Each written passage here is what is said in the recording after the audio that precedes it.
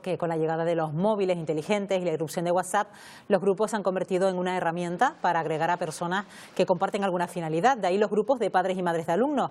Lo que precisamente se discute es si esa finalidad para la que han sido creados supone de utilidad o si en cambio se ha convertido en un espacio donde se difama e insulta al profesorado, se critica a otras familias o incluso se habla de otros alumnos. La memoria de la Fiscalía 2018 ya aludía a la existencia de chats de padres donde se falta el respeto al profesorado, a compañeros y a la comunidad educativa.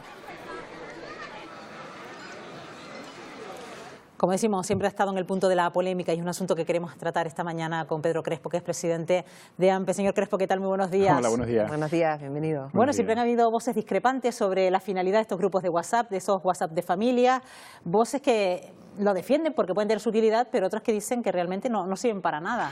¿Dónde nos postulamos? ¿En qué parte? Pues yo creo que un poco las dos. Es decir, la herramienta es positiva. Lo que es negativo es el mal uso que se está dando en un buen porcentaje de casos de la misma.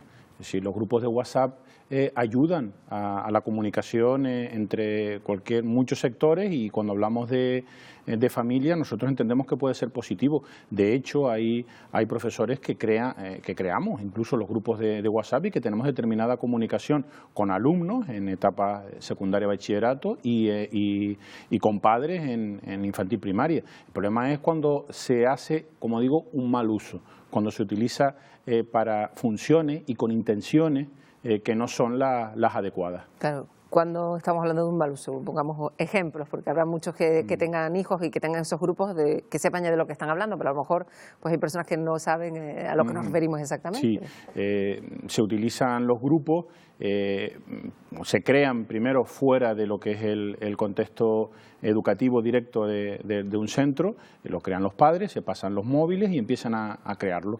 En ocasiones incluso sin el propio permiso del afectado, y muchas veces los padres y madres pues nos dicen, mire, yo es que no sabía, pero ahí me metieron y claro, pues me daba hasta un poco de corte salirme.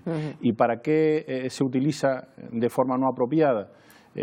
Lo comentabas antes, es decir, se difama en ocasiones al profesorado, se cuestiona la función docente sin ni siquiera dar la oportunidad que el docente exprese el porqué de esa discrepancia. Se utiliza también, y esto nos parece bastante destacable, pues porque no afecta directamente al profesorado, sino al propio alumnado. Se utiliza para pasarse determinadas tareas, intentando coartar lo que es algo muy importante, que es la propia autonomía del alumno, que es una de las cuestiones de las propias competencias que también buscamos que adquieran los alumnos. Sobre todo cuando son pequeñitos, porque se les insiste mucho en que lleven una agenda, que aprendan a organizarse, y sí, claro, se lo solucionan todo, porque luego ya cuando son adolescentes se organizan ellos y será por WhatsApp porque no hay otra vía, pero cuando son pequeños sí que es muy importante que los padres se abstengan de intervenir en esa cosa tan sencilla que es organizarse, ¿no? Exactamente, es decir, a ese nivel, es decir, que si tienen alguna duda, pues a lo mejor es preferible y mucho más educativo que su hijo o hija llegue al colegio sin la tarea hecha y aprende que es que sí que tiene que revisarla, que tiene que mirar, que tiene que estar más atento, más atenta cuando el profesor o la profesora da una determinada explicación y seguramente al día siguiente, claro, si papá o mamá me lo solucionan porque en el grupo dice, no, lo que tiene que hacer es esto y esto, e incluso en ocasiones, que eso ya es mucho más grave, se lo hace papá o mamá la tarea, pues bueno, pues entonces claro, el niño contento, tranquilo. Bien. Entonces, a ese nivel entendemos que es negativo, y después al otro nivel también, es decir, cuando un padre o una madre discrepa en alguna acción, alguna tarea, alguna calificación, lo que quiera que sea de un profesor o una profesora, lo que tiene es que ir al centro, dirigirse al centro educativo, hablar.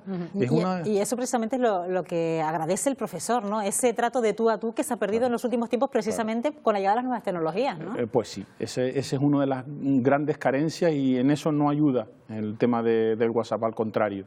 Cuando hay una discrepancia, como decía, hay que dirigirse, hay que hablar, hay que dialogar. O sea, los docentes y los centros educativos no somos aparcaderos de de niños, que es lo que en muchas ocasiones se plantea. No, ni somos los responsables de la educación. Los responsables de la educación son la familia, son los padres y las madres. Claro. Nosotros colaboramos con ellos y desde ahí es muy necesaria esa relación, ese diálogo e intentar apostar mutuamente pues por el mismo objetivo. Bueno, cuando ya la memoria de la Fiscalía hace alusión precisamente a esta existencia de chats que lo que más bien vienen a hacer es a perjudicar la labor que hace el profesorado, ¿de qué casos podríamos estar hablando, señor Crespo? Pues hablamos de por los casos de lo que estamos diciendo, que ya van un poco más allá y ya... ¿Pero hay casos realmente sangrantes que que están afectando al profesorado a través de estos grupos de WhatsApp? A nosotros nos llegan, a los docentes, cuando otros padres nos lo comunican. Dicen, mira, claro, es que están diciendo que tú a mi hija en la clase la insultaste, es que tú a mi hijo le dijiste que no lo iba a aprobar, claro, y ahí queda, ¿verdad? Entonces se dirigen al profesor y dicen, yo que en ningún momento lo ha dicho.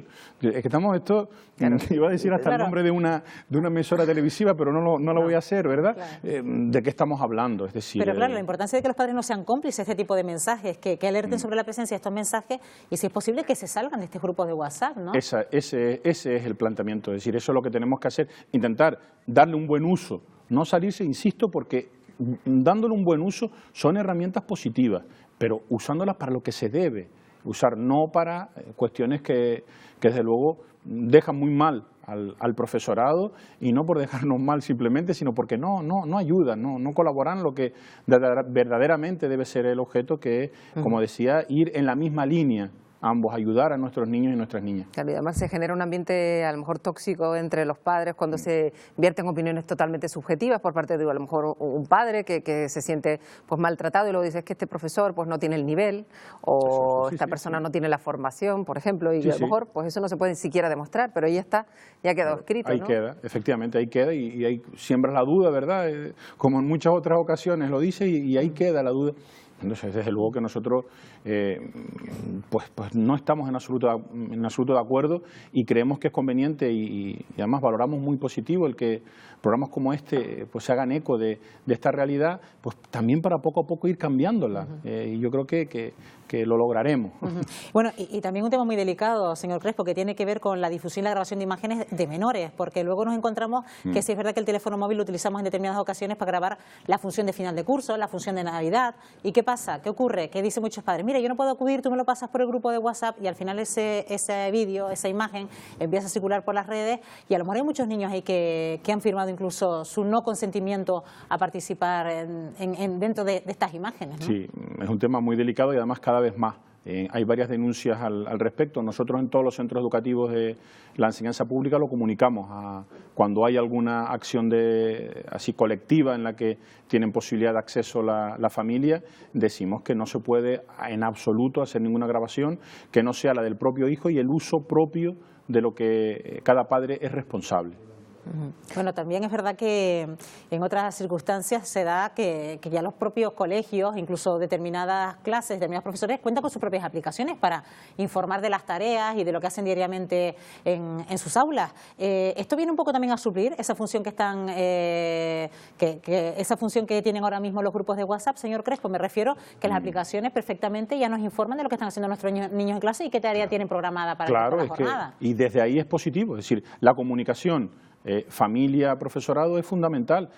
Se realice vía telemática, como bien dices que hay aplicaciones para ello, o la otra que entendemos que es más importante bajo nuestro punto de vista, que es ese trato directo, ese trato personal, cuando convocamos a los padres para reuniones, que la asistencia es pues bastante baja. De eso hemos hablado en muchas ocasiones, de lo importante del trato, el cara a cara, incluso para evitar todos estos malos entendidos que se suelen crear precisamente a través de estos grupos, ¿no?